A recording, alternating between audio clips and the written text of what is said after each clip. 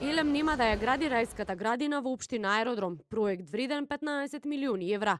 Државната енергетска компанија повеќе нема да може да финансира градежни или било какви проекти кои не се од нејзината основна дејност и поврзани со енергетиката, а станува збор за проекти кои ги започнала владата на поранишниот премиер Никола Груевски.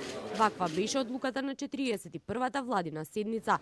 Од Елем за телевизија 24 вела дека ја поздравуваат владината одлука. Со одлука на владата АД Електрани на Македонија веќе нема да може да спроведува проекти надвор од основната дејност, како во изминатите години. Досега Елем спроведуваше или беше најавен како реализатор на десетина вакви проекти, како што се жичарата Попова шапка, Рајски парк, пешачко-велосипедската патека на езерото Козјак, автокампот Ливадиште, ски центарот Водно, плажата Дојран, ски центарот Копанки на Пелистер, конгресниот центар и катната гаража во Охрид.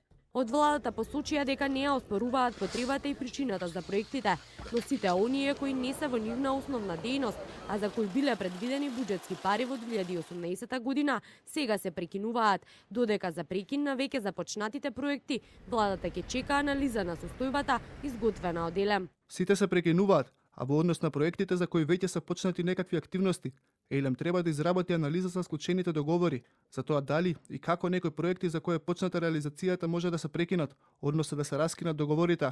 За дел од проектите досега Елем неколку пати поништуваше тендери, додека за дел од нив се бараше инвеститор.